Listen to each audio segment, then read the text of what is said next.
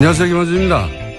최근 쏟아지는 여러 굵직한 재판 소식 가운데 크게 주목받지 못한 하지만 중요한 판결이 어제 있었습니다.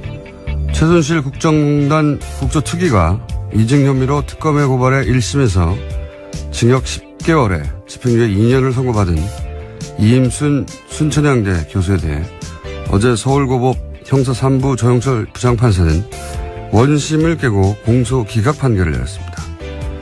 이유는 요약하면 이렇습니다. 국조특위 활동이 끝났는데 그 활동이 끝난 이후 고발장이 접수했기 때문에 적법하지 않다. 저는 이 논리가 잘 이해가지 않습니다. 현장에서 즉시 위증 여부가 판가름 나는 위증을 누가 하나요?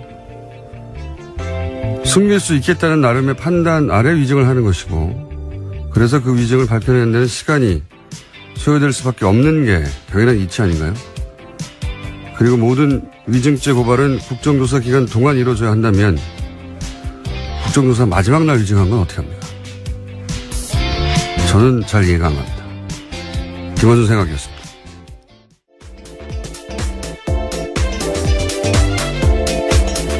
시사인의 김은지입니다. 네. 어제 크게 보도되지는 않았는데, 예.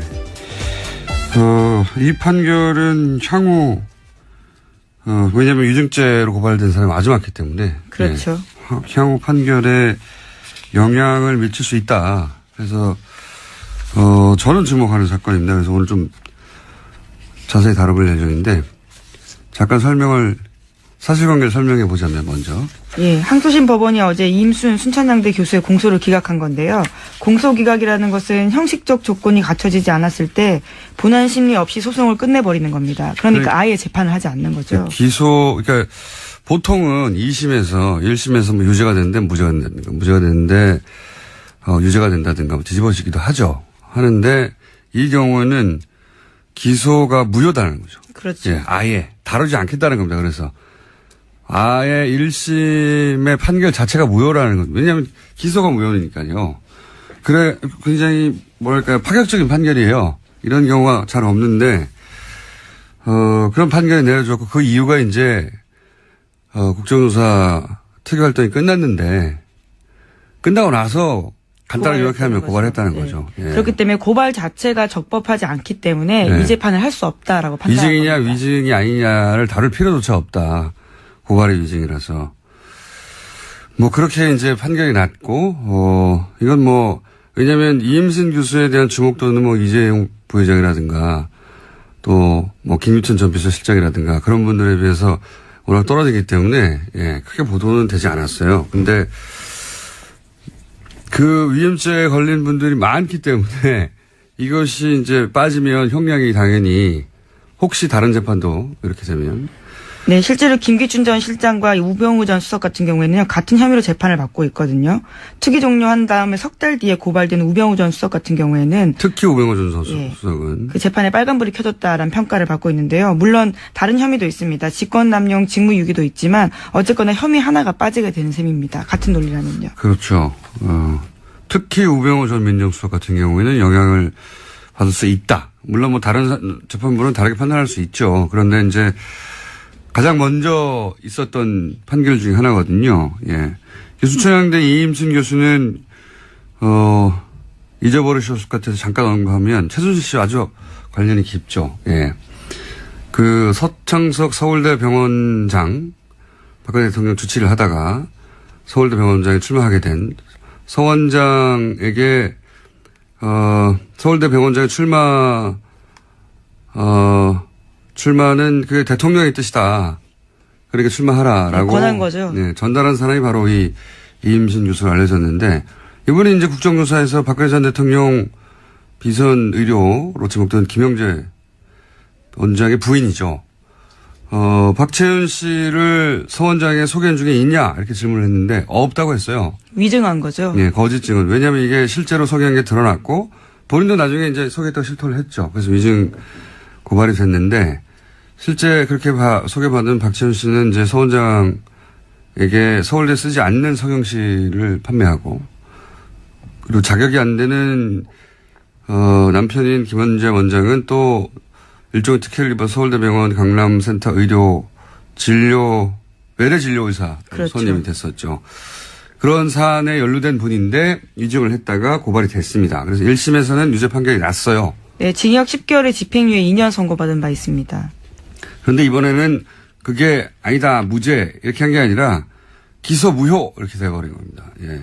근데 그 이유가 이제 국정조사기관 내 고발하지 않아서 그랬다는 건데 저는 이제 물론 잠시 후에 저희가 민의로 이거 사안을 취재한 기자와 그리고 우리 전문 법리 담당 이정철 판사님과 얘기 나눠보기는 하겠습니다만 그냥 저 일반인이 저의 눈으로 보자면 물론 다른 사안들 다른 피고인들도 국정조사기관 내에 고발하지 않은 분도 있는데 다 공소기각된 적은 없어요. 지금까지는 다 유죄 판결이 나왔는데 저는 이게 상식적인 판단이라고 보는 게 특히 위증은 그 자리에서 판가름이 날 정도 위증을 안 하거든요. 네, 그렇죠. 예. 오랜 시간이 걸려서 위증인지 아닌지 여부가 대부분 그렇죠. 확정이 됐습니다. 뭐 뻔한 거짓말을 안 한단 말이죠. 국회에 나와서 이게 나는 숨길 수 있을 거라고 생각하고 그 부분을 위증하는 것이고 그렇기 때문에 조사가 진행되고 다른 사람 진술을 듣고 그러면서 윤곽이 드러나고 그런 다음에 위증 여부가 판결하면 나는 경우가 많거든요. 다른 사건 수사하다. 그러니까 이게 국정조사 기간 내에 안 했다고 이렇게 해버리면 국정조사 기간이 지난 이후에 위증이 드러난 것은 위증이 아니게 돼버리잖아요. 고발할 수 없잖아요. 그래서 또 하나 궁금한 건 그러면 마지막 날에 위증한 건 어떻게 됩니까? 다음 날부터 보고서 쓸 텐데 이렇게 되면 최대한 마지막까지 소환에 응하지 않고 마지막에 가서 증언해야지 이렇게 될 수 있잖아요. 종료기간에 다가와서. 그러니까요. 최대한. 예. 더군다나 저는 국회 상임위들이 있잖아요. 거기서도 위증 고발을 하거든요. 거기는 아예 기한이 정해져 있지 않아요. 항상 있는 위원회니까. 언제든지 고발할 수 있는데 오히려 특별히 국회가 따로 조사해야 되겠다고 중요한 이유가 있어서 이런 국정조사 특위가 만들어지는 거 아닙니까? 그런데 그런 특위에서 위증을 조사기관에 묶어버리면 매우 중요하다고 별도로 만든 특별한 조사위원회인데도 기한이 묶여서 고발을 할 대상을 못 해버리면 애초에 특별하다고 만든 특위의 취지에 근본적으로 반하는 거 아니냐. 특별하다고 만드는데 거꾸로 기한을 묶어버리면 그 기한 이후에 드러난 혐의는 어떡하냐. 근데 저희가 이제 이 판결을 주목하는 이유는 이제 단순히 집행유예된 건 하나가 무효화돼서가 아니라 앞으로도 이제 이 국정농단 관련 2심 판결이 계속 이어지거든요. 네.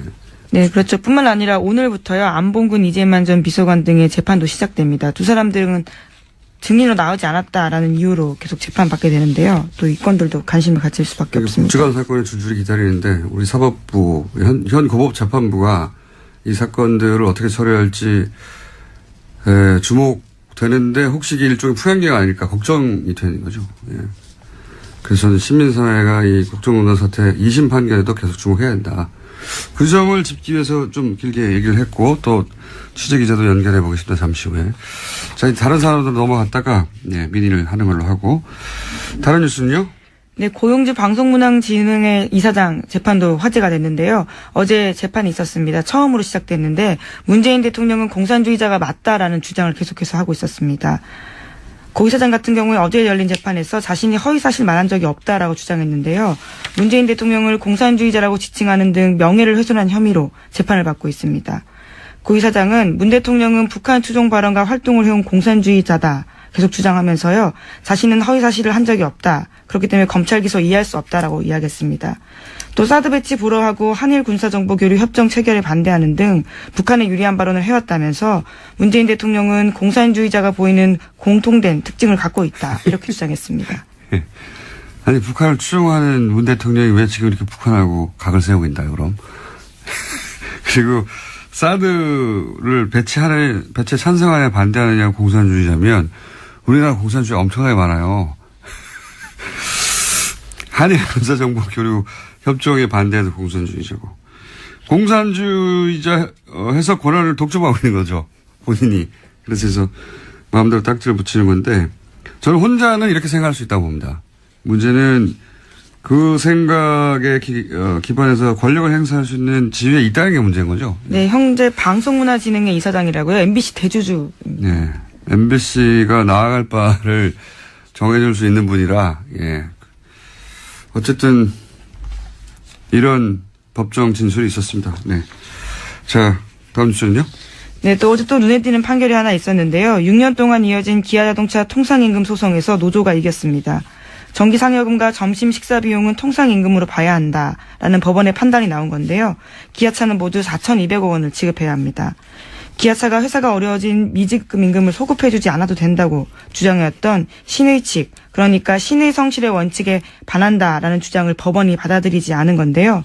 오히려 재판부는 노동자가 마땅히 받아야 할 임금을 지급해두는 걸 두고 경제에 위협된다고 주장하는 것은 적절하지 않다고 지적했습니다. 저는 이 사법부의 판단이라는 게 이제 문자 가득한 경전에만 매달리는 게 아니라 사실은 항상 그 시대 정신하고 함께 가야 되잖아요. 예. 문자는 시대를 따라갈 수 없으니까.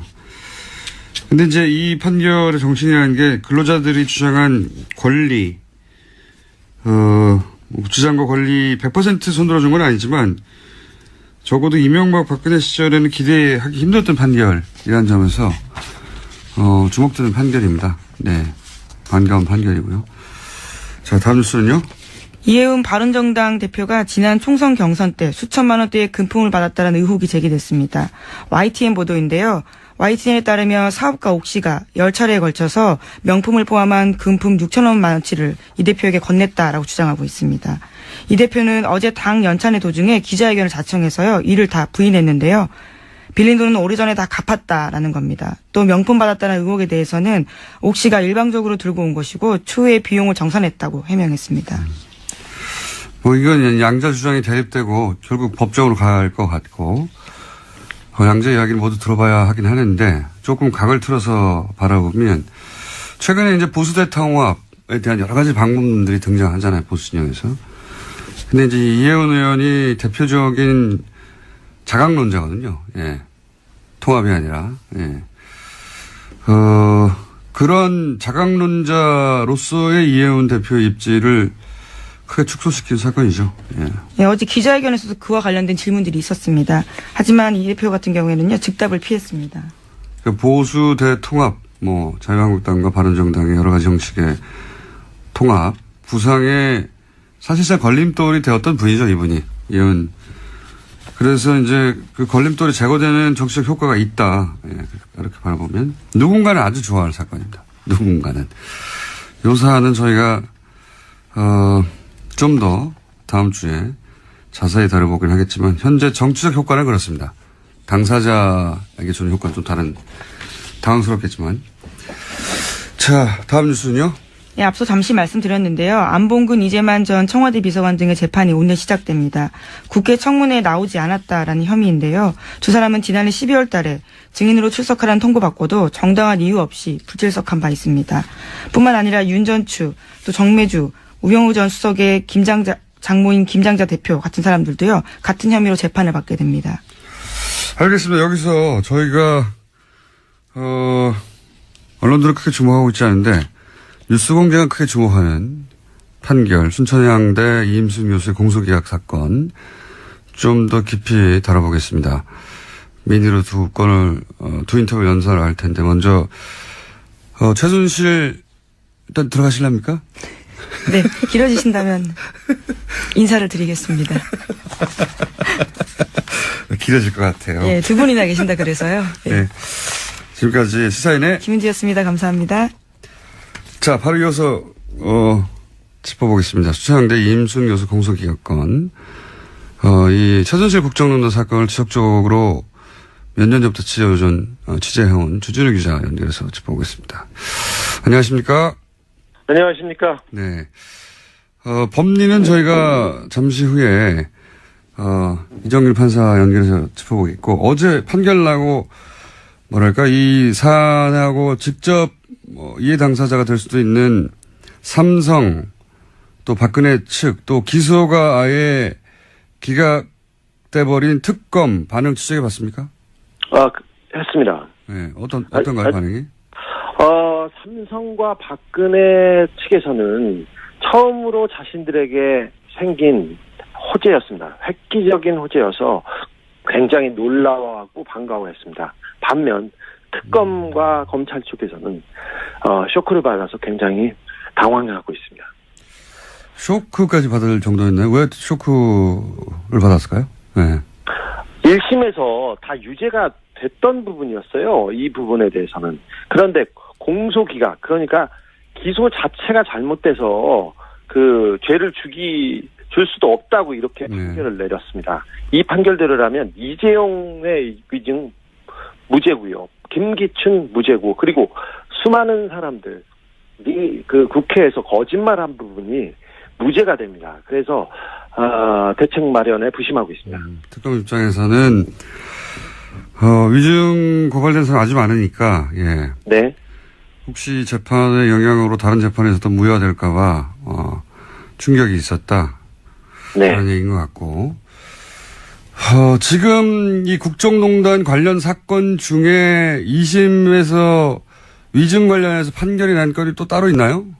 판결이 끝난 사건이 있습니다. 연세대 정기환 교수 건인데요. 이미 판결이 나서 유죄가 다 인정됐습니다. 이분도 위증 혐의가 있었죠. 예. 예. 물론 다른 분들도 다 마찬가지였습니다. 위증에 대해서는요. 그러니까 전기환 교수의 위증 혐의 경우는 2심에서 유죄가 인정됐다. 예. 그렇죠. 옆 재판부에서 유죄가 인정돼서 끝났습니다. 옆에 재판부에서 인정됐는데, 그럼 위증이 2심에서도 인정된 케이스가 있긴 있는데, 공소기간 이게 첫 번째죠? 그렇습니다. 네. 사실은 이런 부분에 대해서 굉장히 걱정을 하고 있었어요. 특검 쪽에서는. 어떤 우려를 하고 있었나요?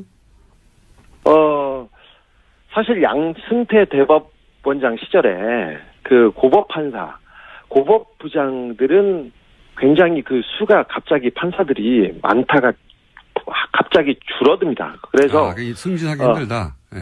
승진하기 굉장히 어려운데 고법부장의 양승태가 자기 성향, 그러니까 특별히 보수적인 사람들을 많이 배치해서 판결이 이상한 판결이 많았어요. 그래서 이번 국정농단 사건에서도 2심에서 승부가 갈린다 이런 생각이 있었습니다. 특별히 삼성에서 2심에서 승부를 보겠다고 하는 시점이었는데 이런 판결이 나오면서 대단히 큰 변수가 시작된 거죠. 특검 입장에서는 양승태 대법관 시절 대체적으로 보수적인 색채가 강한 판사들로 구성됐다는 평가가 있었는데, 네. 특검 쪽에서 우려가 있었고 삼성 쪽에서는 2심의 승부를 보겠다는 분위기가 있었나 보죠, 변호인단에서. 네, 그렇습니다. 삼성도 그렇고 최순실 박근혜 측에서도 그렇고 1심에서 어느 정도 선방한 다음에 2심에서 승부를 보겠다고 하는 네. 그런 분위기, 그런 전략이 있었다.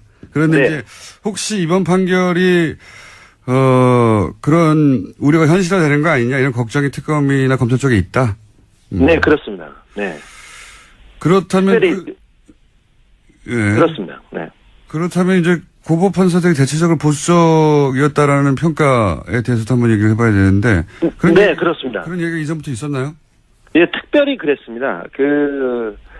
사실은 국정농단 사건에서 영장 판사들이 처음 영장 판사들이 바뀌면서 특별히 우병우와 대체적으로 무죄가 많이 나오면서 수사가 조금씩 지연되고 막혔습니다. 그런데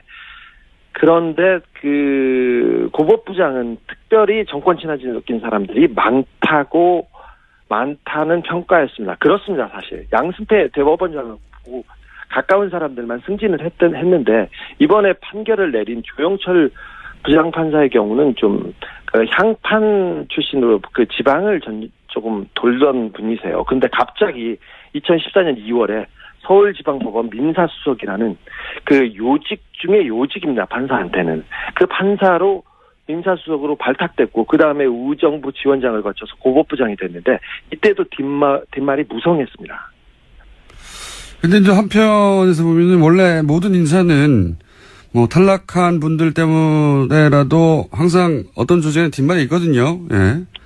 네, 그런데 판사들은 거의 순서들, 그러니까 등수들이 거의 정해져가지고, 가는 부분, 승진하는 부분들이 다 정해졌습니다. 그리고 조영철 부장판사의 경우는 그 순서가 정해졌다는 건 양승태 대법관 시절에 대법원장 시절에 정권 친화적이나 혹은 뭐 자신과 가까운 인사들의 순서를 정했다? 어느 정도, 어느 자리에 보내면서 그 자리에 누굴 보내겠다, 이런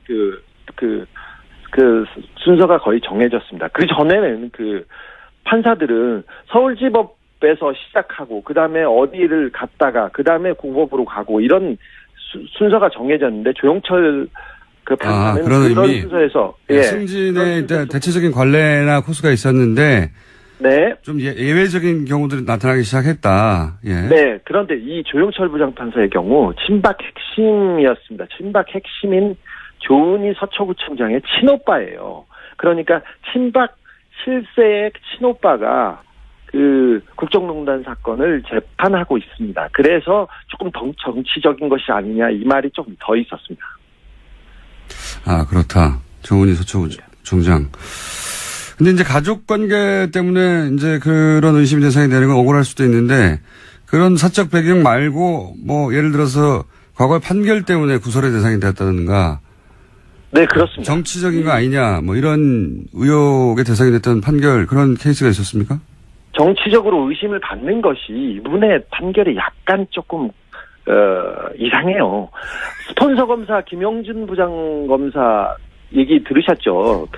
고교 동창한테 수천만 원 돈을 빌리고 금품을 받고 이렇게 그래서 구속된 분인데, 얼마 전에 나왔는데 이 판결을 조영철 부장판사가 했습니다. 그러면서 뭐라고 했냐면은, 가까운 친구한테 돈을 받은 것은 스폰서가 아니다, 이런 취지로 판결을 했어요. 유명한 사건. 그래서 네, 그랬습니다. 그래서 굉장히 놀라웠는데요.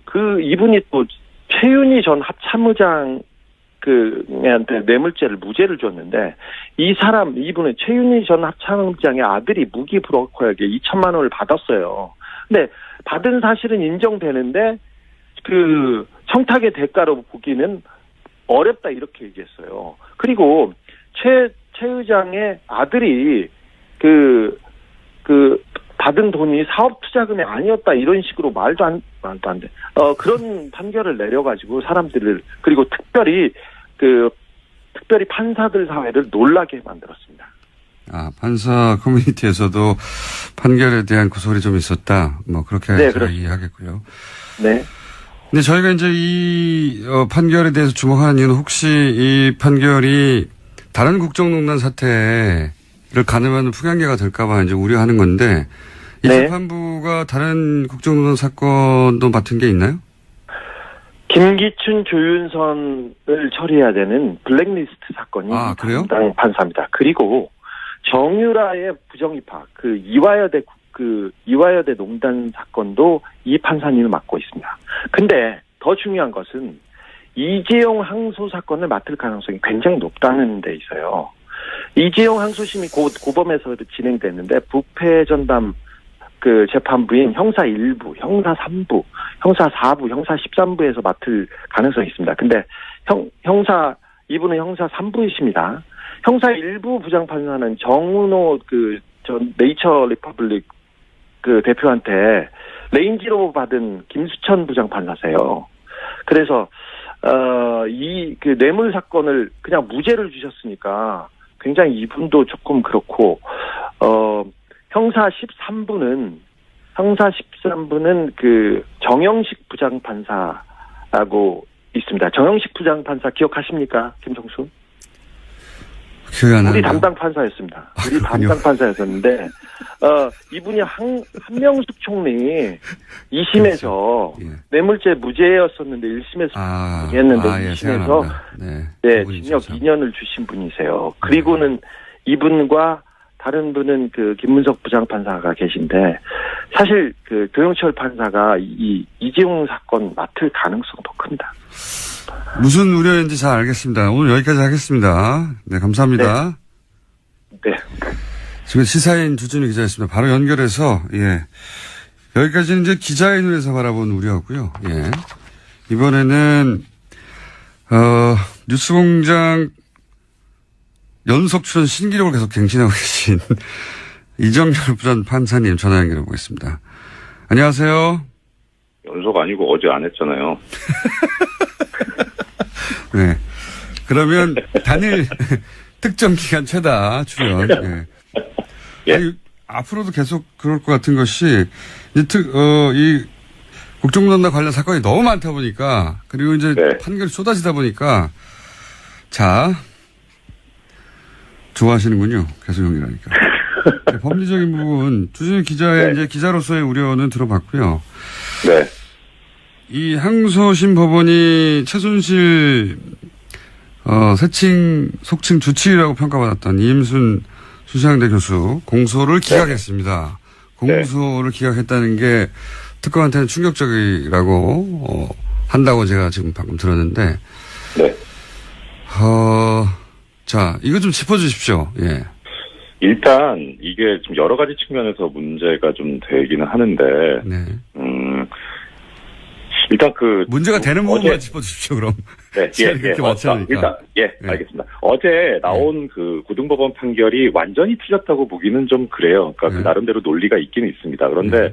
이제 가장 큰 차이는 뭐냐면 일단 지금 문제가 된 것은 고발이 있어야만 처벌을 할 수 있다는 논리잖아요. 그렇죠. 국회 고발이 있어야 처벌을 할 수 있는데 고발의 기한이 지나버렸다 이런 거죠. 한마디로. 예, 그러니까 고발이 이제 적법하지 않다는 네. 거죠.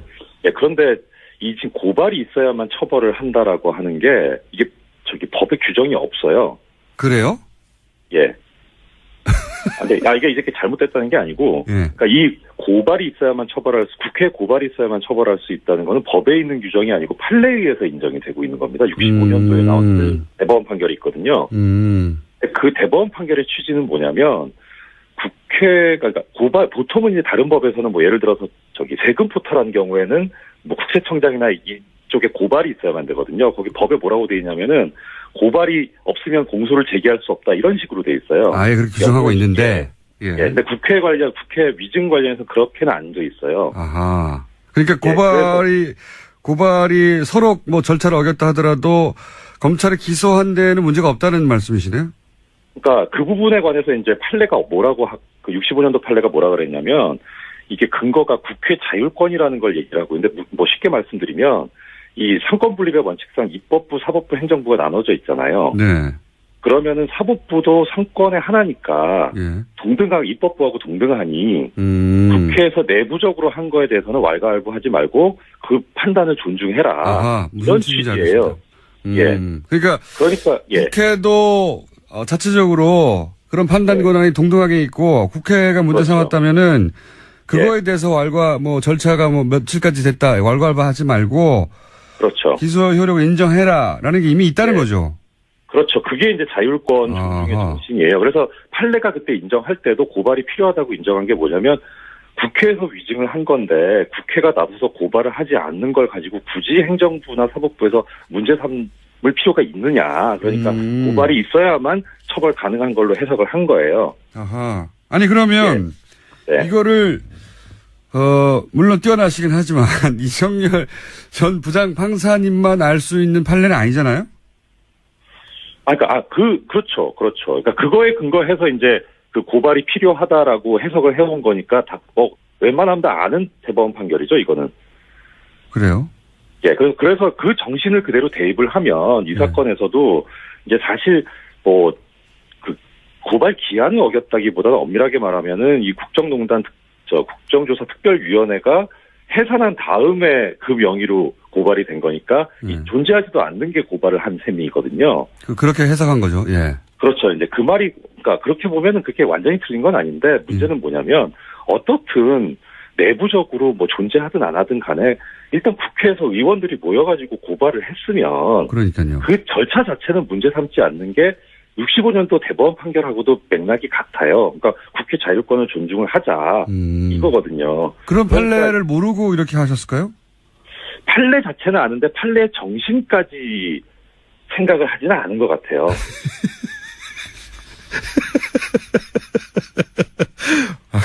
그래서 뛰어난 해석이십니다. 그러니까 이제 특검도 그렇고 그 당시 이제 그 국정조사위원회 위원장이었던 김성태 의원도 그렇고 얘기하고 있는 게 국회 자율권상 이게 부당한 판결이다 이렇게 얘기를 하고 있거든요. 그러니까 그 얘기가 그 얘기입니다. 원래 고발이 필요하다고 한 해석 자체가 국회 자율권 존중에서 나온 거니까 여기서도 같은 국회 자율권 존중이라는 정신이 그대로 살아서 유지가 돼야 되는데 고발이 필요 조건일 때는 자율권 존중인데 이 판결에서는 자율권을 무시해버렸거든요. 그러니까 이게 일맥상통하지 않은 거죠. 무슨 취지인지 정확하게 이해했습니다. 그러니까 네. 문구만으로 보자면 그렇게 해석할 여지가 없는 건 아니나 네, 그렇죠. 애초에 국회한테 그런 권한을 준 취지가 있는데 네네. 그 취지에 반한다 그런 거죠. 예. 저 공장장님 말씀하시니까 되게 쉽네요. 저도 이해가 가네요. 탁월하십니다. 예, 이제 서로 이런 걸 그만하고요. 내용은 정확하게 이해했습니다. 말씀 감사합니다. 네. 예, 고맙습니다. 네. 이정열 전 부장 판사였습니다. 저희가 이 사안을 계속 관심 갖는 이유는 다시 한번 말씀드리지만 앞으로 이제 2심들이 줄줄이 있는데 시민사회가 주목해서 계속 봐야 한다. 예, 여기까지 하겠습니다.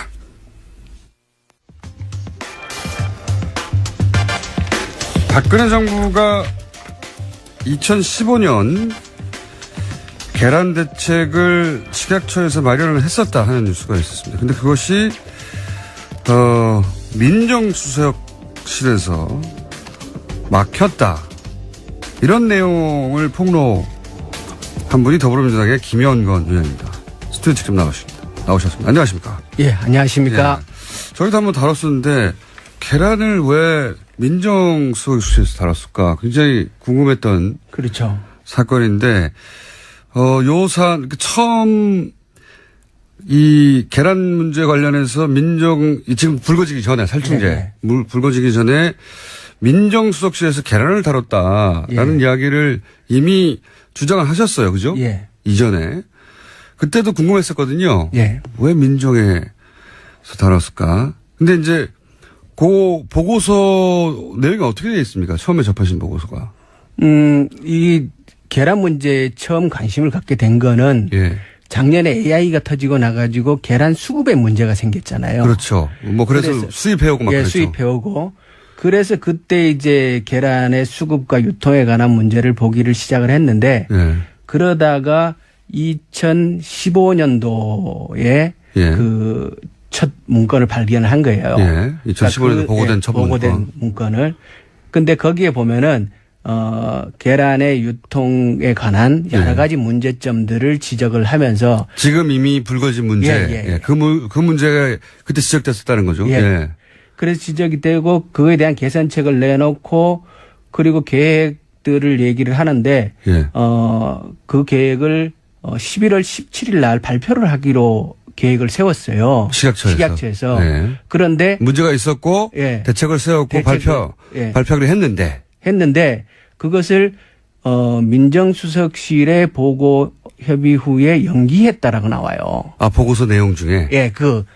그렇죠. 식약처의 보고서 안에. 그래서 그 당시에 이거 참 이상하다.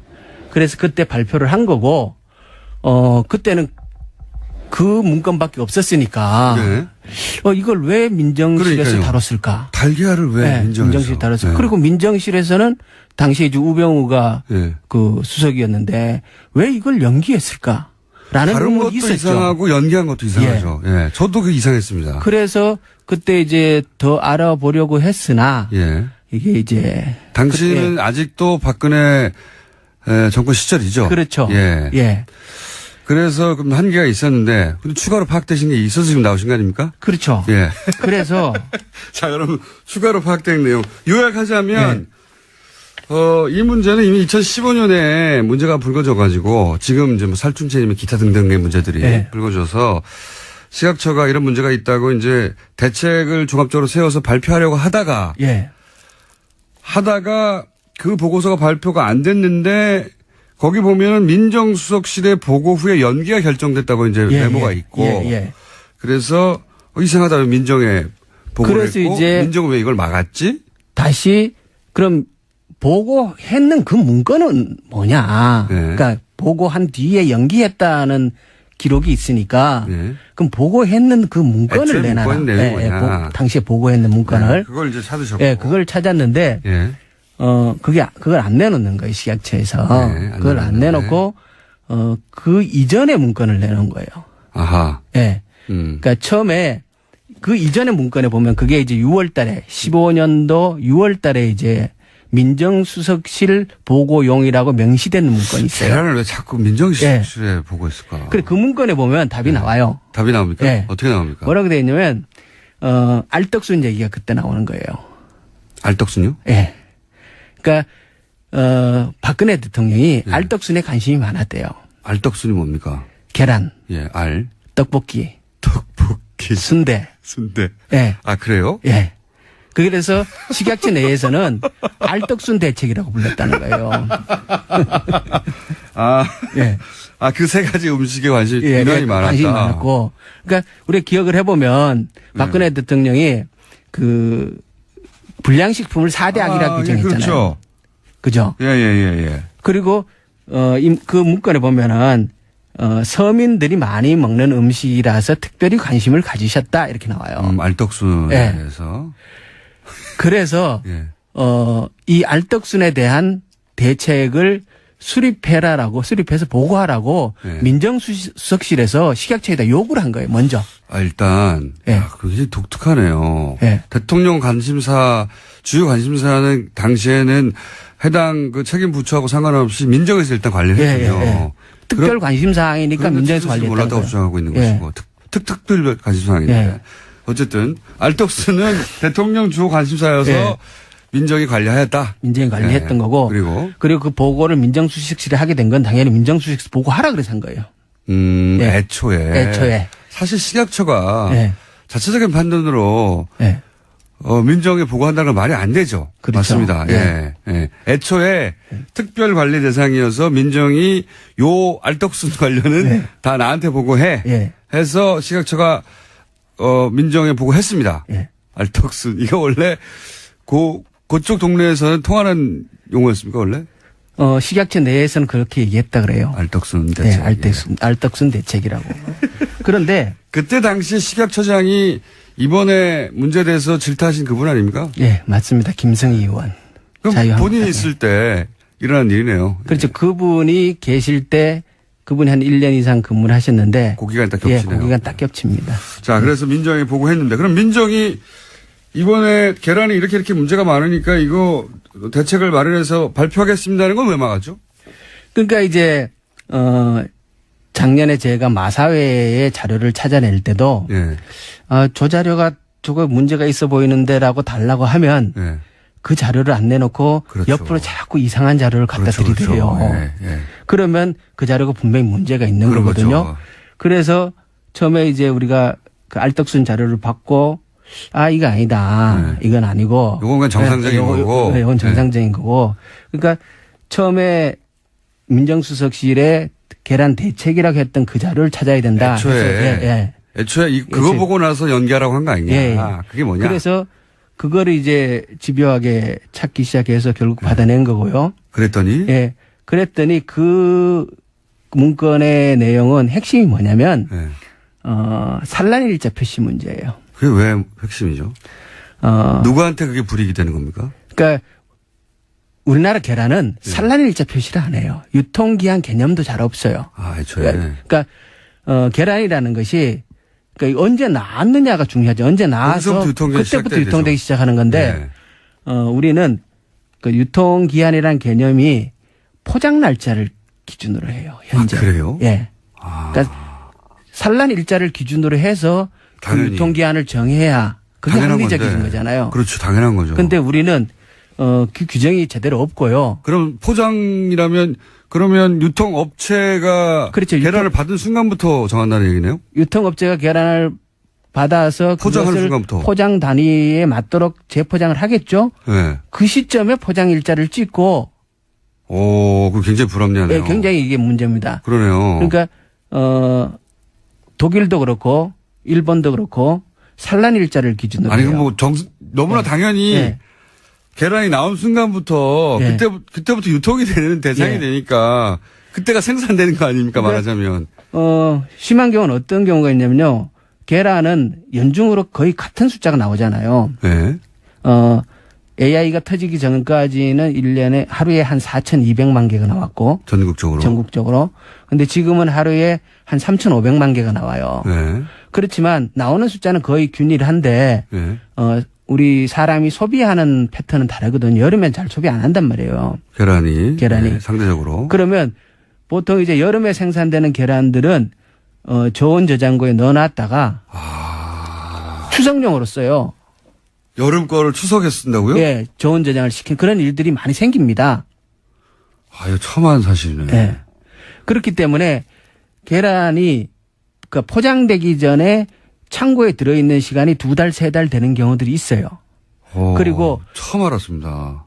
이것을 수집해가지고 수집해서 수집한 다음에 저온 저장 들어가는 경우도 있고 대규모 농장에서 저온 저장이 좀 길게 되는 경우도 있고 그런데 이것이 수집되어서 재포장되어 갖고 유통이 되는데 지금 이제 이 대기업에서 계란 유통에 참여하는 데가 CJ 풀무원, 그러니까 CJ는 가장 큰 그 식품업체잖아요, 대한민국에. 그렇죠. 근데 대표적인 CJ는 풀무원도 마찬가지고요. CJ는 이렇게 수집해서 그것을 유통하는 시스템이기 때문에 산란일자 표시를 하게 되면은 CJ 유통 자체가 흔들려 버려요.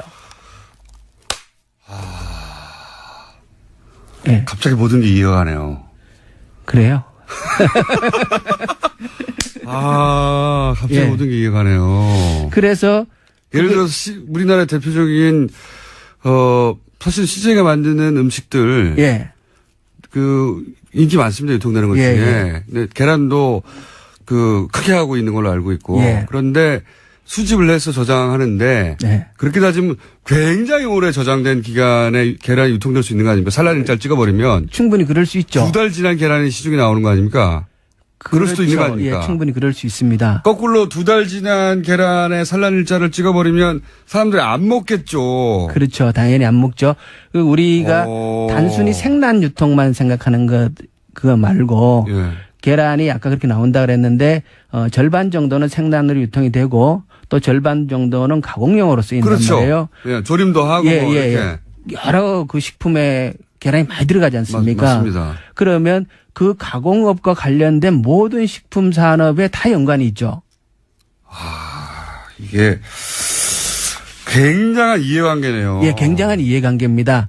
그래서 지금 현재도 대한민국의 계란은 산란일자 기준으로 유통이 정해지지 않습니다. 뭐가 막 파파파박 이해갑니다. 이거는 그러니까 그 대기업이 정치권에 로비를 할 수 있는 사안이네요. 그러니까 했다는 게 아니라 할 수 있는 사안이네요. 할 수 있는 사항이죠. 그때 당시에 그걸 연기하게 되는 과정에 대한 설명을 보면은 농가와 협회 그리고 기업의 반발 이런 것들이 명시가 되어 있는데요. 두리뭉실하게 되어 있지만 있는데 당시에 일개 농가가 민정수석실에 의견을 전달했을 거라는 거는 상상하기 어렵고. 그렇죠.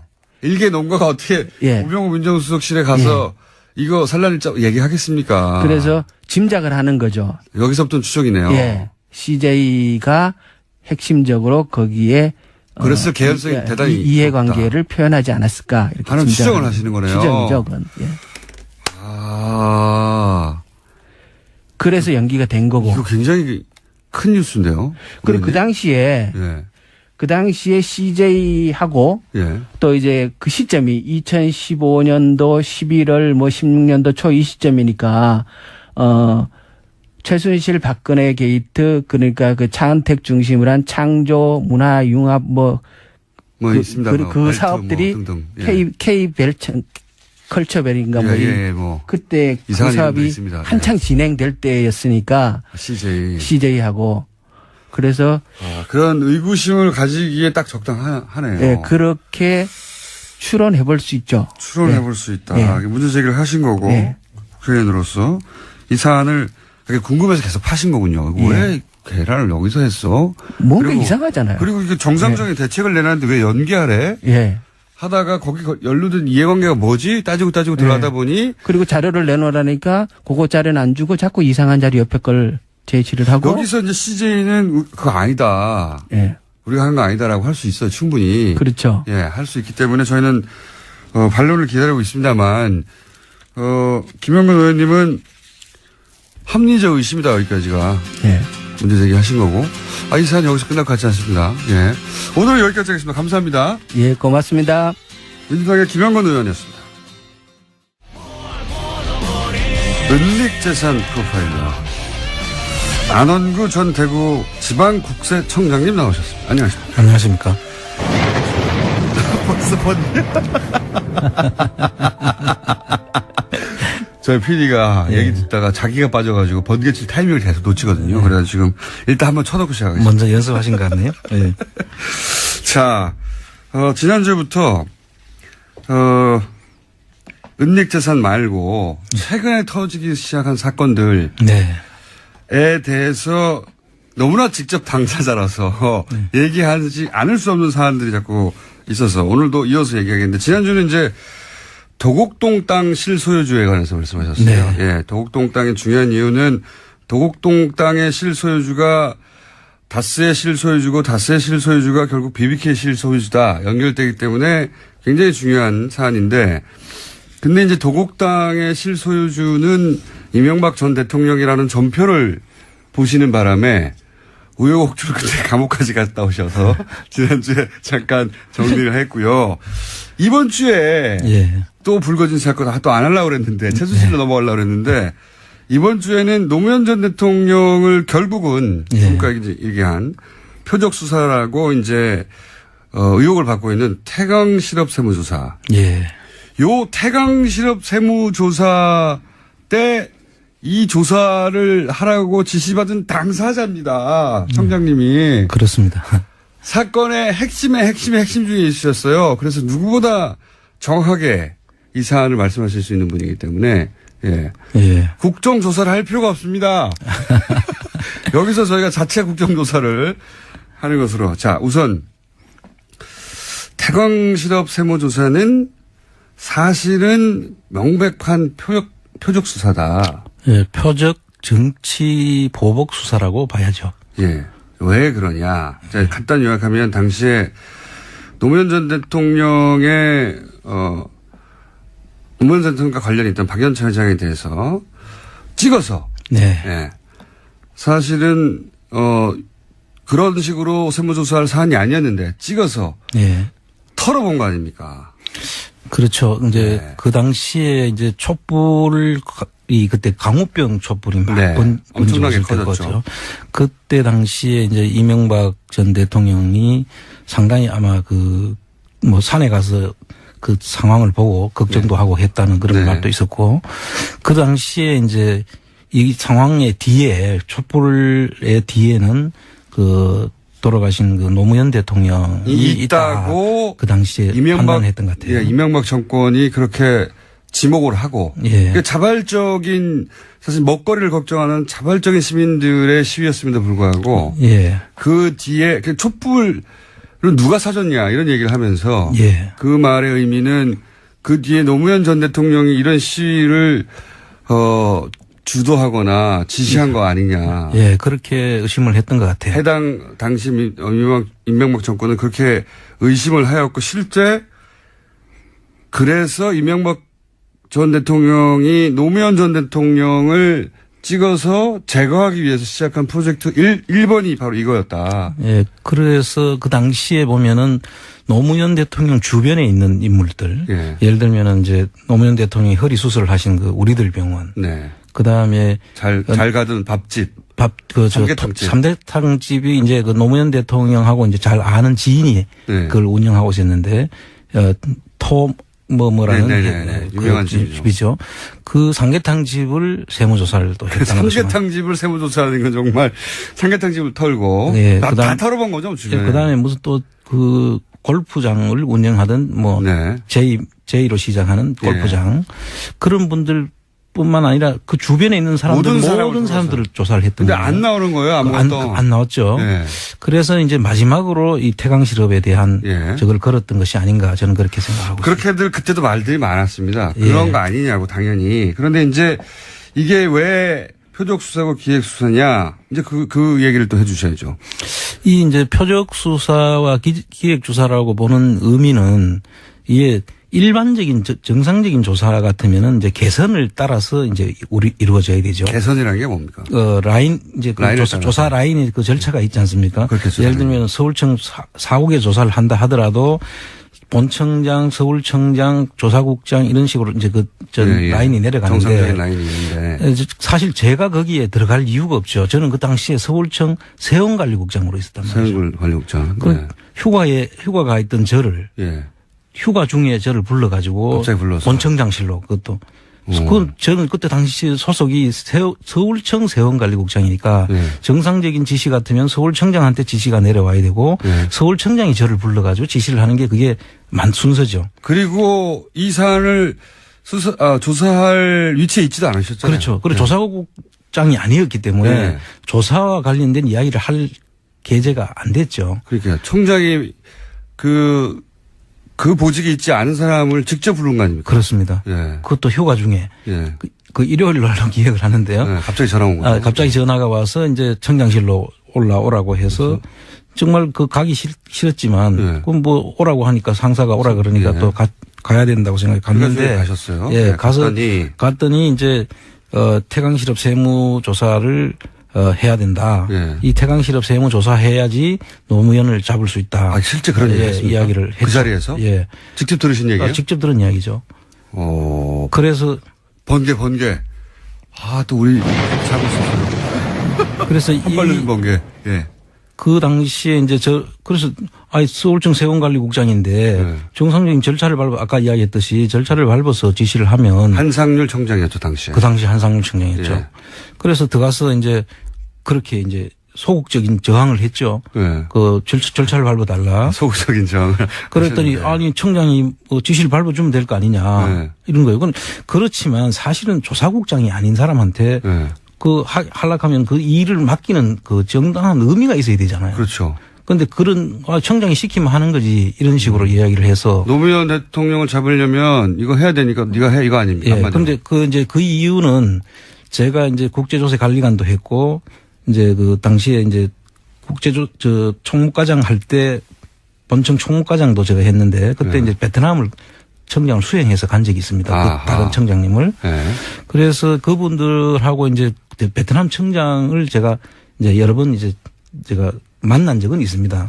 그러니까 베트남 이 박연차 회장 같은 경우에는 베트남의 그 국빈 대우를 받고 있다고 하더라고요. 그것도 한상률 청장이 내한테 해서 내가 그때 그분의 위치를 알은 거죠. 일단 조사를 했군요. 쭉 조사를 했는데. 그래서 이제 국빈 대우를 받고 있기 때문에 보통 사람이 가서는 이 베트남 청장의 그 협조를 얻어내기 어렵다. 그러니까 당신이 직접 가야 된다. 베트남에서 대우를 받는 기업인이니까 그냥은 안 해줄 것이고 아는 사람이 가야 한다. 베트남을 털어야 되는데. 그런데 당신이 베트남 쪽 해본 적 있지 않냐. 베트남을 여러분 가기도 했고 이제 오면은 그분들하고도 그 접촉이 있었고 잘 알지 않느냐.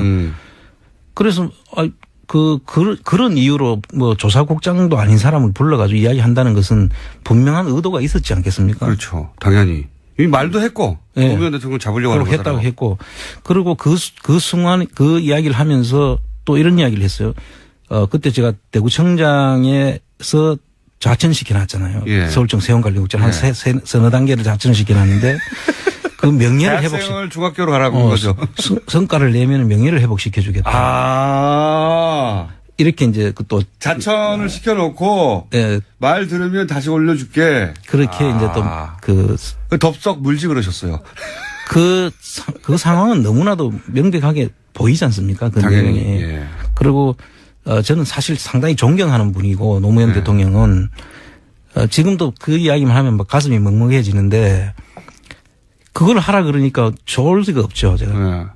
당연히 이게 무슨 말이냐고. 그렇죠. 그런데 이제 그걸 하라고 하니 내심 계속 이제 절차를 밟아라 뭐 그렇게 다른 이유에 이제 이야기를 한 거죠. 그런데 하라면 하는 거지 뭐 말이 많으냐는 형식이었어요. 그 당시에. 그래서 이제 그 조사를 하라고 하면서 조사에 투입할 것을 이제 지시하길래 그럼 절차를 밟아주고 명령을 내려달라. 그러면 내가 하겠다. 그러니까 그건 내려주겠다라고 하면서 얼마 안 있으면 베트남 청장이 올 거다. 그러면 그 베트남 청장을 내가 또 다시 접대를 하라는 거예요. 영접을 하고. 예. 네. 그래서 내가 베트남 청장을 그 영접하고 이런 것도 제가 할 일이 아니잖아요. 당연히. 예. 그 오면은 그 국제조세 관리관 이 나서서 해야 될 일이고 보직이 다 있는데 거기 다 그 사람들 나중에 보니까 그 사람들도 나오긴 나왔더라고요. 네.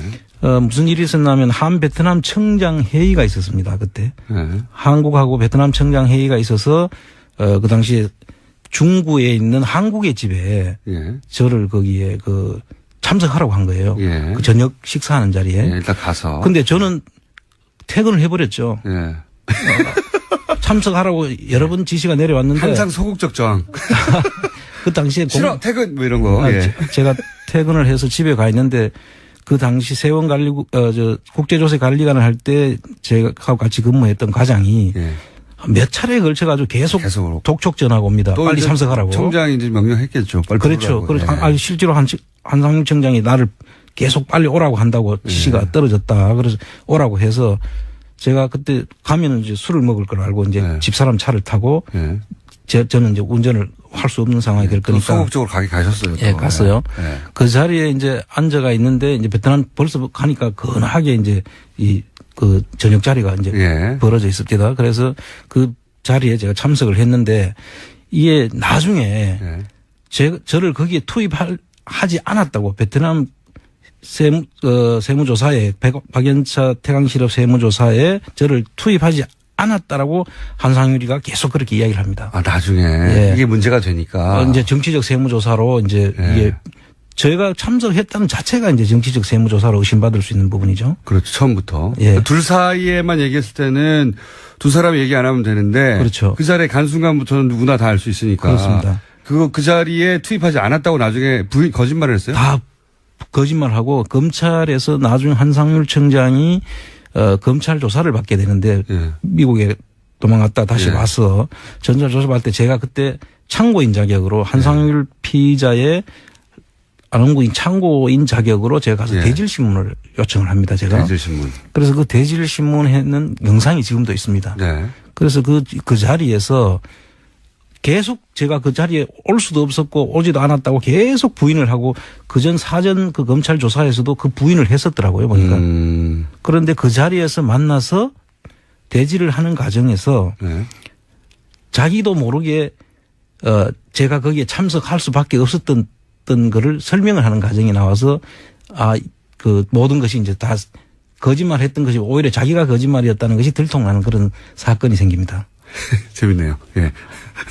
그 내용이 뭐냐면 저를 계속 그 베트남 그 조사에 안흥구는 세원관리국장이고 밖에서 보면 제가 거의 전혀 참여할 이유가 없는 거죠. 그렇죠. 그 조사할 이유도 없고. 조사할 이유도 없고 그것도 베트남 그 청장이 왔는 자리에도 제가 가서는 안 되지 않습니까? 그런데 거기에 갈 수도 없었다라고 계속 부인을 했는데 그 자리에서 이런 이야기를 합니다. 내하고 그러니까 안흥구하고 그 베트남 청장이 얼굴을 마주 보는 순간 서로 잘 모르는 것 같아서 결국 저를 베트남 세무조사에 투입하지 않았다. 이제 이렇게 이야기를 합니다. 그러면 그 자리에서 나를 보는 두 사람이 만나는 걸 본 당사자는 자기지 않습니까? 그럼 내가 거기에 그 자리에 없었다는 이야기는 다 거짓말이 돼버리죠. 그러니까 이제 거짓말을 하다가 부인해야 될 게 거짓말을 나으니까. 그렇죠. 부인하다가 어떤 부분은 해명을 하는 과정에서 이렇게 드러나 버렸군요. 그렇습니다. 그래서 그 뒤부터는 뭐 저를 투입하려고는 했는데 그 뭐 날짜는 다르다 뭐 언제 뭐 이런 이야기를 하면서 변명으로 투입했다는 사실은 시인을 하게 되죠. 그렇군요. 이게 이제 원래 태광실업은 중소기업 재기 600위권 중소기업이었고 또 부산에 근거했기 때문에 서울 지방국세청장의 조사 사국에서 특별 세무조사 하는 것 자체가 이미 그렇습니다. 적시적이다. 그거는 이제 교차조사라는 그 명목으로 했다고 하죠. 그런데 이 교차조사라는 건 A 지방청과 B 지방청이 서로 손을 바꿔 가지고 조사하는 겁니다. 그 당시에 지역에서 그 보통 우리가 토착 세력이라고 예. 보통 이야기하는데 유력 기업인들이 있지 않습니까? 예. 그 지역에 있는 유력 기업인들은 그 해당 지방청하고는 또 서로 긴밀한 관계 있을 있을 수 거니까 있으니까. 그래서 이렇게 손을 바꿔서 조사를 하는 것을 다른 우리가 동네를 조사하는 거죠. 예, 교차 조사를 하는 것인데 이거는 그 하명 조사를 중심으로 하고 뭐 중수부에 해당된다고 이야기할 정도 검찰 중수부에 해당된다는 서울청 조사 4국을 거기다 이제 조사를 했다는 것은 이거는 특별한 의도가 있지 않고는 전례가 없는 예, 일이다. 그런 일은 핑계에 불과하고 거죠. 그렇습니다. 그때도 문제가 됐었죠. 그리고 나서 또 표적 수사라고 할 만한 또 다른 근거가 있습니까? 뭐 천신일 이야기도 나오던데. 예, 그 당시에 보면은 그 천신일 씨라고 그때 네. 그 유명했죠. 그 예. 이명박 전 대통령하고 예. 그 밀착 학교 관계가 있는. 동기인가 이런 분인데 그분이 특별히 부탁을 했다는 거예요. 그분하고 이 박연차 회장하고는 상당히 가까운 형제가 같은 그런 네. 사이라고 하더라고요. 예. 그런데 그분이 특별히 부탁을 하고 했는데도 이 조사는 계속 진행이 됐다. 아하. 그러니까 박연차 회장도 나름 이명박 전 대통령과 가까운 사람을 통해서 로비를 하긴 했군요. 그렇죠. 예, 하긴 했는데 그게 안 통하더라. 그것조차도. 예, 전혀 쫓아 안 동했다는 이야기는 그보다 더 큰 힘이 작용했다는 거죠. 천신일 회장보다도 더 힘센 사람이 예. 한 게 아니냐. 그리고 나서 그러면 청장님은 그런 식으로 해서 부인하고 뭐 소극적으로 저항하고 안 한다고 해서 결국은 안 했다고 하면 실제 태강실업 세무조사에 참여했던 분들의 이유는 어떻습니까? 그분들은 다 승승장구했죠.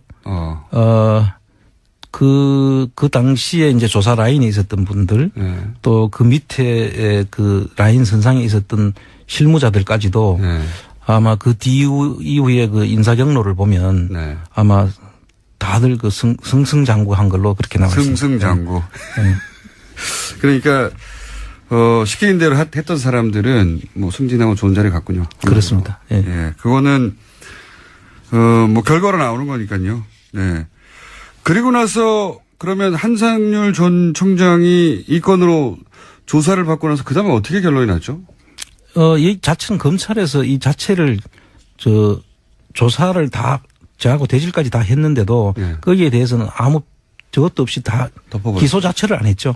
아, 다 덮어버렸어요. 예. 그냥. 그 본인이 뭐 이 직권을 남용을 했는지 아니면 네. 뭐 표적 조사 자체가 뭐 검찰 어느 상황에 해당되는지는 모르겠는데 그 부분에 대해서는 검토가 돼야 될 걸로 보는데 네. 뭐 보는 건 나중에 시인을 다 했고 네. 했는데도 거기에 대해서는 검찰에서도조차 아예 기소 자체도 안 했죠. 당시는 이명박 전 대통령이 집권하고 있을 때니까요. 사실. 그 당시에 조사를 검찰 조사의 그 요지는 네. 안홍구의 거짓말을 만들기 위한 조사였어요. 아, 실제. 그러니까 피의자는 한상률이었고 참고인이 안홍구인데 실제로는 저의 거짓말을 입증하는 조사였던 거죠. 그래서 그 당시에 검사가 이제 저한테 와서 하는 이야기는 자기들이 볼 때는 저의 말이 100% 다 맞다. 그러나 나중에 사석에서 한 말입니까? 네. 검찰청 내에서 저한테 한 이야기입니다. 어쨌든 조사받을 때 아니고 조사 끝나고 나서. 그렇죠. 조사 네. 끝나고 나서. 그런데 그 이야기를 하고 난 다음에 그 자기들도 어쩔 수 없이 이렇게 할 수밖에 없다는 걸 이해를 좀 해달라고 저한테 그렇게까지 당부를. 검사도 당시 하명 조사를 하고 있었던 거군요. 그렇게 봐야죠. 예. 한상률 전 청장도 하명 조사를 했던 것이고, 청장님도 하명 조사를 당해가지고 결국은 감옥 가시죠. 예. 감옥 가시는데, 그러면 한상률 전 청장은 피의자였지만, 형식은 피의자였지만, 면제해주기 위한 것이죠. 면제부 조사였다는 것이 거의 제가 그 당시에 받은 느낌이 확실한 것입니다. 결과도 그렇죠. 예. 실제로 그 조사 이후에 소위 다 털리고 나서 털어주고. 예, 이거 말고도 많이 있었거든요. 이거는 그냥 태강실업 세무조사였을 뿐이고, 예. 그 외에 그 혐의 사항들이 많았는데, 예. 그 내용들도 다 사실은 다 밝혀졌죠. 다 밝혀졌는데도 무슨 연유인지 그 당시에 미국 가 있는 동안에 받았던 고문료, 예. 고문료 7억 5,900만 원인가. 고문료라는 걸 좀 설명해 주십시오. 고문료는 기업에다가 네. 자문을 하고 예. 거기 대가로 받는 돈인데 그렇죠. 그 한국에 있지도 않는데 예. 미국에서 그 돈을 받았다는 거 아닙니까? 그래서 그것도 말들이 많았죠. 예. 그러니까 소위 체재비를 그렇죠. 미국에 있는 동안 한국에 돌아올 수가 없었기 때문에 당시에 체재비를 대기업이 대준 거 아니냐. 그렇습니다. 예. 왜냐면은 보고서 몇 개 쓰고 몇 억씩 받았으니까요. 그 보고서도 아주 광고와 관련된 보고서. 본인이 광고에 그렇게 전문가인 줄 몰랐어요. 그때도 말이 있었습니다. 그때도. 그렇습니까? 이걸로 몇 억씩 받는다는 게 말이 되냐. 근데 여하간 대기업으로부터 결국은 그동안에 차지하는 비용을 받았다. 그래서 그 네. 보고서 하나를 가지고 고문료는 다 기소 자체에서 뺐고. 그것도 다 빼버렸고. 네. 그 기소를 한 것은 주정회사에서 예. 받은 고문료인데 그걸 6,900만 원을 가지고 기소를 했더라고요. 그런데 그것도 그 기소도 이제 현직에 있는 과장이 주선을 해서 본인이 받게 된 건데 그 현직에 있는 저 과장은 거기에서 이제 기소해서 몸이 아프다는 이유로 기소 유예를 해버렸어요. 그 공동정범으로 봐야 되는데 그걸 기소 유예를 해버렸죠. 예, 친절하고. 그러니까 그 실제로 주관했던 그 직원을 기소를 유예해버리니까 당연히 그 자체 결과는 뻔하지 않습니까? 그래서 그 결과를 무혐의를 받았다고 주장을 하더라고요. 그리고 나서는 결국 당시에 한상률 전 청장이 새누리당 공천을 받으려고 했다는 얘기도 그때 당시 있었습니다. 실제로 공천을 거의 다 받는 것으로까지 알려졌는데 하루 전날 바뀌었다는 이야기를 기자로부터 들었죠. 왜 하루 전날 바뀌었는지 잘 모르겠어요.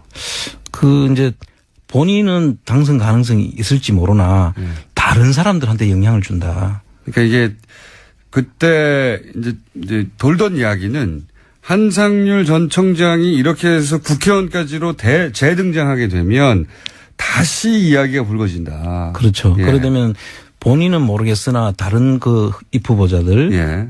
그 사람들한테 그 영향을 미치게 돼서 오히려 전부 다 낙선을 할 가능성이 있으니까. 노무현 전 대통령 표적 수사의 당사자가 국회의원까지 다시 되면 그 사안으로 당시 총선이 그 논란으로 다시 이제 휩싸일 것이고 그러면 불리하다 이런 판단이었다고. 예, 그렇게 들었습니다. 예. 그런 이야기들이 있었습니다. 근데 정확한 이유는 모르고 그런 추정들이 많이 나 있었죠. 그렇습니다. 예. 지금 본인이 직접 연루됐던 태광실업 세무조사, 기획조사에 대해서 얘기하고 있는데 그럼 이걸 누가 했을까요? 누가 이걸 지시했을까요? 그 지시를 당시에 이제 한상률 청장하고 이명박 대통령이 독대했다는 얘기는 여러 번 독대를 한두 번 했다. 예. 그리고 나중에 조사 결과는 그거를 민정실을 패스를 해버린 거예요. 요즘 코리아 패싱 이런 이야기를 많이 하는데 사실 민정 패싱을 한 거예요. 그러니까 민정에서 상당히 그걸 불만이었고 그걸 국세청에다가 이의를 제기했다라고 하는 그 조선일보 기사가 그 당시에 있었습니다. 그래서 그걸 보면 직접 둘이가 다이렉트로 이야기했는 것 같고 그거를 뒷받침하는 그 두 사람의 전화를 제가 옆에 있을 때 봤습니다. 아, 그래요? 예. 그러니까 이명박 전 대통령과 한상률 청장이 다이렉트로 통화하는 내용을 직접 들으셨다고요? 그렇죠. 저하고 단둘이 있는 자리에서 그 전화를 받는데 이제 그때 추정을 할 수밖에 없긴 한데 전화를 내가 듣지는 못했으니까 손을 이렇게 엄지손가락을 이렇게 지켜듭니다. 이 전화가 여기 하고 통화하는 거다라는 식이죠. 그래서 국세청장이 여기라고 할 때는 재무부 장관이겠어요? 아니면 대통령밖에 있을 수 없잖아요. 그래서 제가 그때 추정하기는 그렇게 저는 인식을 받아들였죠. 그렇게 알아들으라고 얘기한 거겠죠. 그런 전화가 두 번 있었어요. 그런 전화가? 네. 네. 사건 현장에 많이 계시군요. 그렇습니다. 자, 요거 할 얘기 더 있어요. 예, 요거 할 얘기 더 있는데, 태광실업이 표적 기획 세무조사였던 것은 그 출발부터 아예 한상률 청장이, 당시 안원구 청장님에게 노무현을 잡기 위해서 이걸 시작하는 거라고 말하는 순간. 네, 그렇죠. 말했다는 것으로부터 이미 알 수 있는 내용. 네. 그거 직접 들으신 거 아닙니까? 그렇습니다. 요 사안은 저희가 아직도 뒷부분이 많이 있습니다. 오늘은 여기 1부 하기로 하고요. 다음 주에 나머지 2부 흥미진진한 이유가 좀 남아 있습니다. 그 사건의 현장에 많이 계셨어요. 네. 최순실 은닉재산 추적하는 것은 그 다음 시간에 또 이어서 하기로 하고 태광실의 표적조사에 관한 것은 오늘 일부 여기서 마치도록 하겠습니다. 지금까지 번개 한 번밖에 안 했네요. 네. 그렇습니까? 안원구 전 대구지방국세청장이었습니다. 감사합니다. 감사합니다. 불친절한 AS. 오늘 문자는 어르신들이 뉴스공장을 많이 듣는다는 문자가 좀 많이 왔네요. 어제 이태원 횡단보도를 건너는데 허리에 라디오를 찬 할아버지가 걸어가시는데 몸에서 뉴스공장이 흘러나오고 있었습니다. 네. 나이에 상관이 없습니다. 예. 또 이런 문자도 왔어요. 대학원을 전공하는데 그토록 평상시 근엄하시던 노 교수님께서 갑자기 뉴스공장이라고 얘기를 하더니 안녕 하고 강의실을 나가셨습니다. 네. 중독이 되게 되겠습니다. 그리고 오늘 산란일자에 충격받으신 분들 많은데 김떡순 들어봤지만 알떡순은 처음이네요. 예. 알떡순을 파주세요.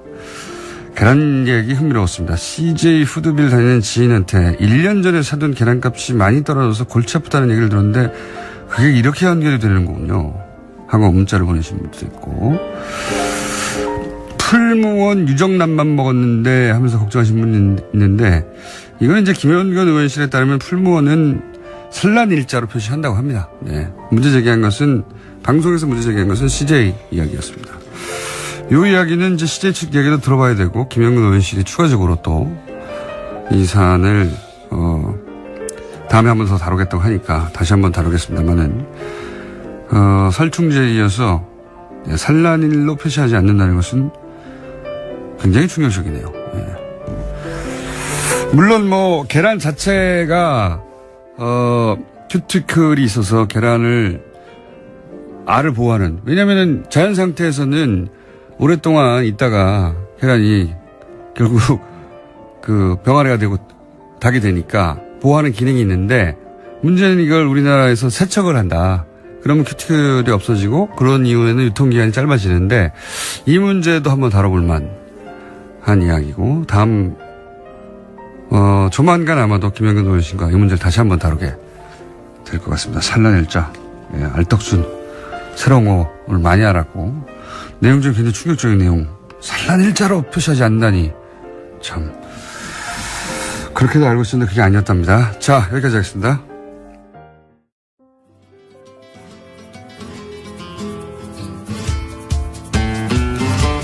자, 황교익 선생님 나오셨습니다. 안녕하십니까. 안녕하세요. 네. 요즘 먹거리 이슈들이 너무 많이 나오니까. 그러니까요. 예. 먹거리, 예전에는 식약처가 이게 뭐랄까요? 저 구석에 있는 네. 부처 취급을 받았는데 요즘은 관심 대상이에요. 그렇죠. 예. 관심 많이 받고 있어요. 그래서 식약처장을 하고 싶다고 그러셨구나. 제가 김우준 정부에서 제가 해야 될 제가 한참 탄핵 기간 중에 저희 PD들하고 그 출연진한테 다 이제 보직을 나눠줬거든요, 그때. 저희 PD한테는 MBC하고 KBS 줬고요. 또 해! 하고 줬고요.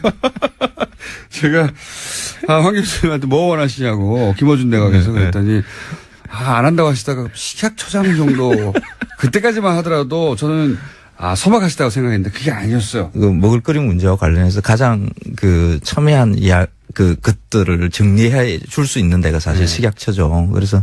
로비도 많이 들어올 수 있겠어요. 로비가 아니라, 보다 건강한 음식, 좋은 음식들을 먹게 해주려고 그러면 사실 식약처가 해야 되는 역할이 굉장히 크거든요. 표면적인 이유고, 거기 뭐 대기업들이 와가지고. 그 식피아라 그러죠.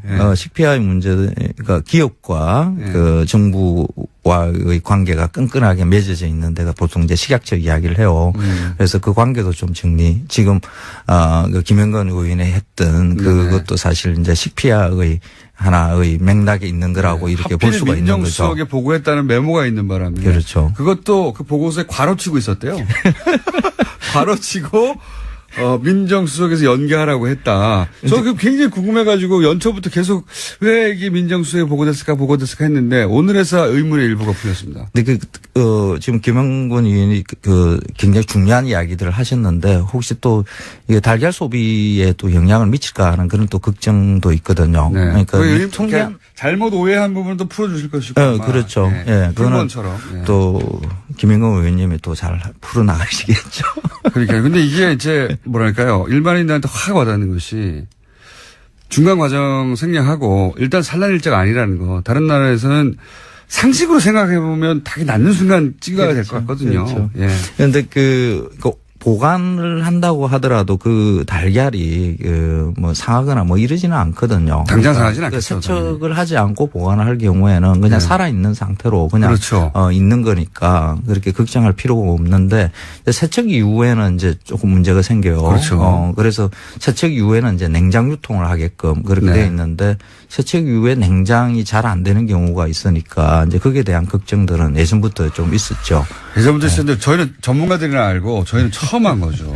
산란일자 아닌 것부터 해가지고 처음 한 겁니다. 처음 한 것이고 그리고 이게 그거만으로 끝나는 것이 아니라 생각해 보면 대기업이 연루될 수도 있겠구나라는 생각도 하고 대기업이 연루됐다면 이 박근혜 정권 하에서 대기업과 정치권의 유착 때문에 큰 문제가 되어 왔는데. 한국에서는 식품과 대기업이 이렇게 큰 관련이 있죠. 그러니까 한국의 식품 산업이 짜여질 때 아예 처음부터 이제 대기업이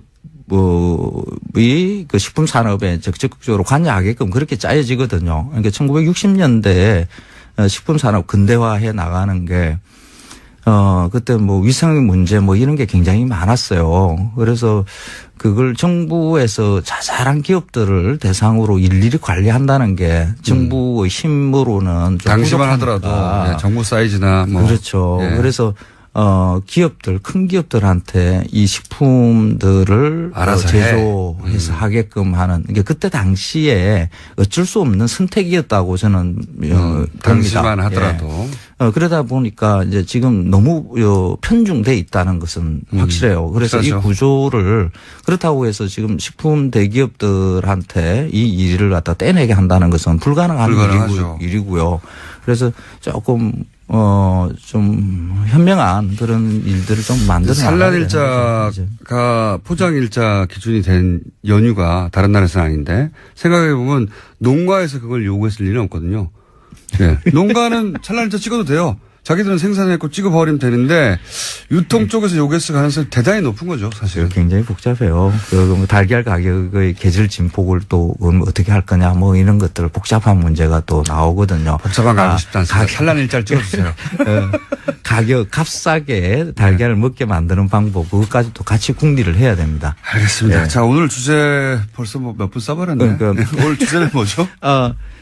달걀 문제로 해서 또 하나 이슈가 나온 게 이게 친환경이죠. 네. 친환경. 그래서 지난번에 친환경 이야기를 좀 했었어요. 친환경은 환경에 좋으라고 하는 거다. 사람이 아니라. 그렇죠. 근데 우리나라에서 친환경이라는 농업에 대해서 관심을 가지기 시작하는 게 1980년대 들어와서 약간 생기기 시작하고요. 1990년대 이제 이 생각이 크게 번지고 정책으로 이 친환경 농법에 대한 지원들이 이루어집니다.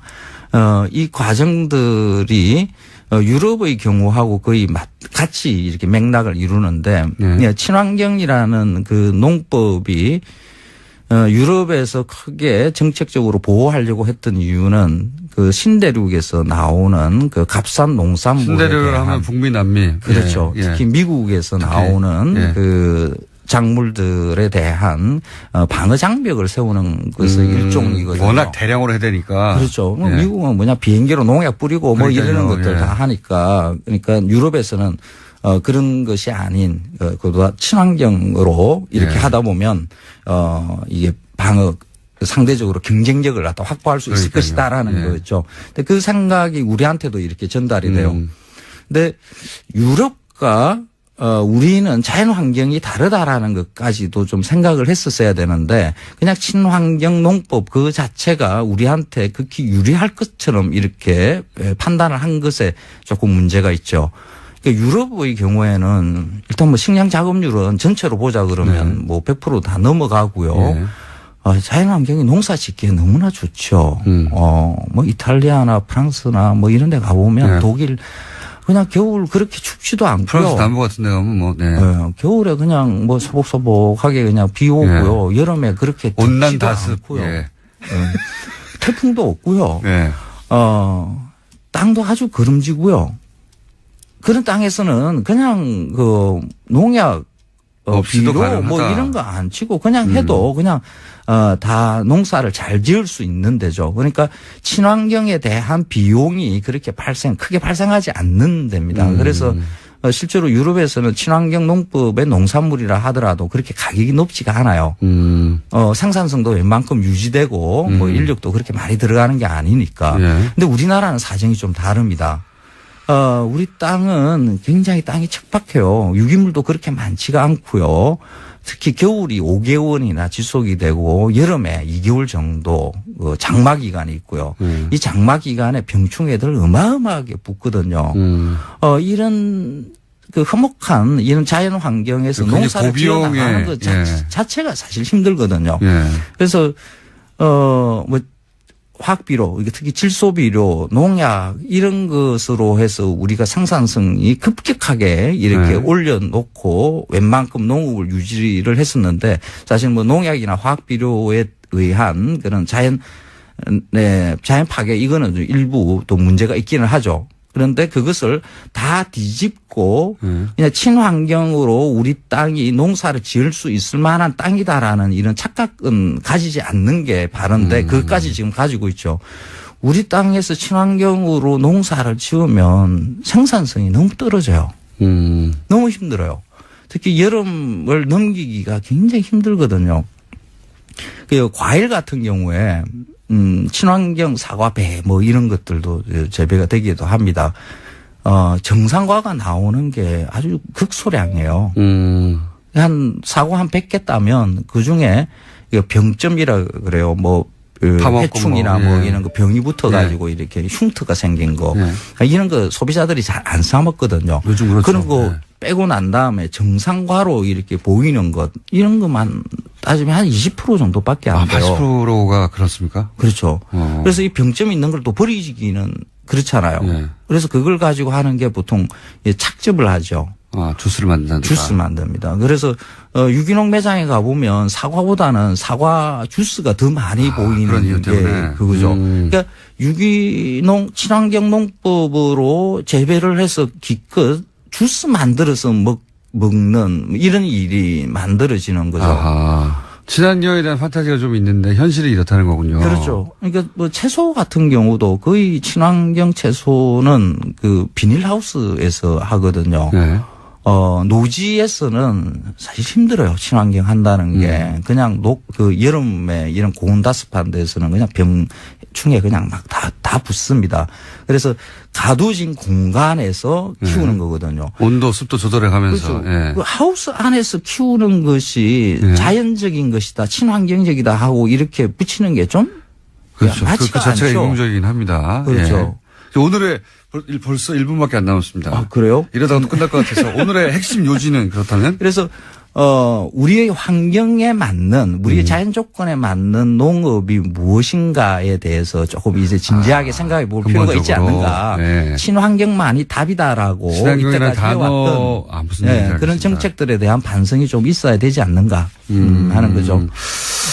그리고 그 관행농으로 재배되는 농산물도 다 안전한 거니까 항상 친환경이 좋다는 그 뒤에는 관행농의 농산물은 안 좋은 것이다라는 이런 것까지 같이 붙어 있거든요. 그렇죠. 그렇지 않습니다. 관행농의 농산물도 다 잔류농약 검사하고 다 해서 안전한 농산물이거든요. 그래서 거기에 대한 조금 편견도 이제 버릴 때가 되지 않았는가. 지나치게 관행농에 대해서 폄하하지 말아야 하고 우리 토양에 맞는 농법이 사실은 아직은 없는 셈이다. 이런 거네요. 그렇죠. 어떻게 우리 자연에 맞는 농법이 무엇인가에 대한 그 진지한 고민들이 있어야 돼요. 그리고 알겠습니다. 거기에 대한 정책들도 또 만들어야 되는 그래서 내가 시각처장이 되어야 한다.